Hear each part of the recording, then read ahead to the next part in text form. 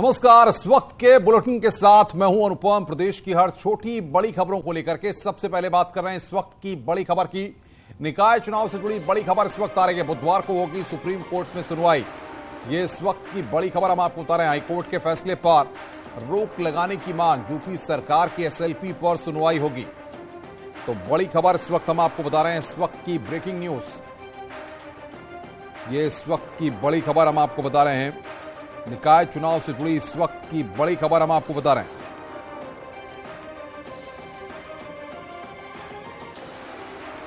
निकाय चुनाव से जुड़ी इस वक्त की बड़ी खबर हम आपको बता रहे हैं। ब्रेकिंग न्यूज इस वक्त की, यूपी सरकार की एसएलपी पर सुनवाई। निकाय चुनाव से जुड़ी बड़ी खबर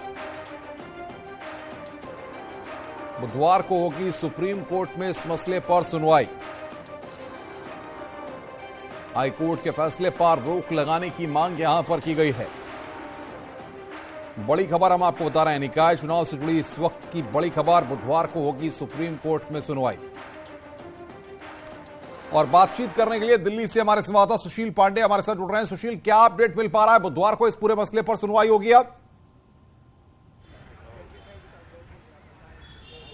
जी बिल्कुल अनुपम, आप सही कह रहे हैं कि बुधवार को यूपी में निकाय चुनाव को लेकर जो हाईकोर्ट का फैसला आया था उसको चुनौती देने वाली अर्जी पर सुप्रीम कोर्ट सुनवाई करेगा। बुधवार को इस पूरे मामले में सुप्रीम कोर्ट सुनवाई के लिए तैयार हुआ है। हालांकि सॉलिसिटर जनरल की तरफ से सुप्रीम कोर्ट में उत्तर प्रदेश सरकार की तरफ से जल्द सुनवाई की मांग की गई। न केवल जल्द सुनवाई की मांग की गई बल्कि सॉलिसिटर जनरल तुषार मेहता की तरफ से उत्तर प्रदेश सरकार के द्वारा ओबीसी कमीशन को लेकर जो आयोग का गठन किया गया है उसकी भी जानकारी सुप्रीम कोर्ट को दी गई है।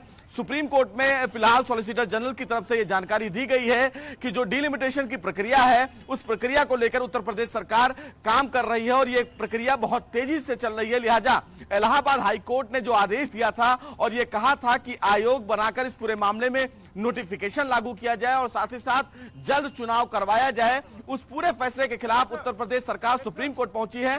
सुप्रीम कोर्ट में उन्होंने ये मांग की है कि उत्तर प्रदेश सरकार की इस अर्जी पर सुप्रीम कोर्ट जल्द सुनवाई करे और हाईकोर्ट के आदेश पर रोक लगाए। बुधवार को फिलहाल देश की सबसे बड़ी अदालत इस पूरे मामले पर सुनवाई करेगी और वो हाईकोर्ट के आदेश की समीक्षा करेगी जिसमें यह कहा गया था कि जल्द ही ओबीसी आयोग का गठन किया जाए और उत्तर प्रदेश में जो लोकल बॉडी इलेक्शन है यानी कि जो निकाय चुनाव है उसको कहीं ना कहीं करवाया जाए। हालांकि सुप्रीम कोर्ट में इस पूरे मामले को लेकर एक चुनौती दी गई थी अनुपम, और यह कहा गया था कि इतनी जल्दी चुनाव कराने के लिए अभी फिलहाल उत्तर प्रदेश सरकार तैयार नहीं है, क्योंकि ओबीसी आयोग का गठन करने के बाद प्रदेश में डिलिमिटेशन की प्रक्रिया को पूरा करना होगा।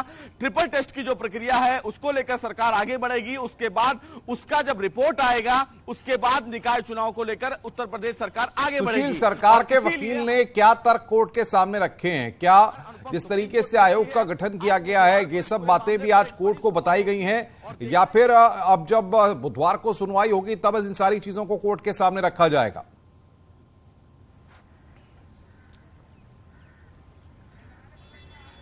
जी देखिए अनुपम, साफ तौर से जिस प्रकार से एक बड़ी प्रक्रिया की बात कही गई थी हाईकोर्ट के द्वारा, ऐसे में उत्तर प्रदेश सरकार फिलहाल डिलिमिटेशन की प्रक्रिया को लेकर काम कर रही है, ट्रिपल टेस्ट की प्रक्रिया को लेकर काम कर रही है।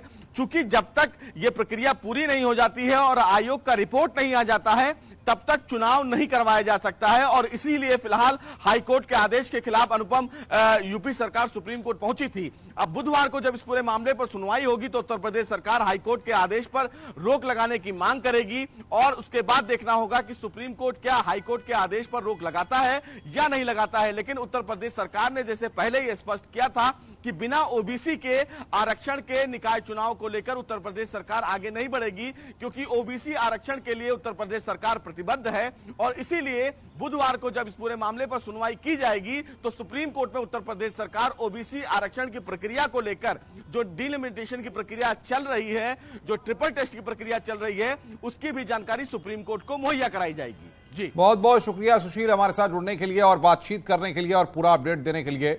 तो सुशील पांडे हमारे संवाददाता इस वक्त की बड़ी खबर पर हमें अपडेट दे रहे थे और आइए अब देखते हैं 5 मिनट में महत्वपूर्ण 25 खबरें।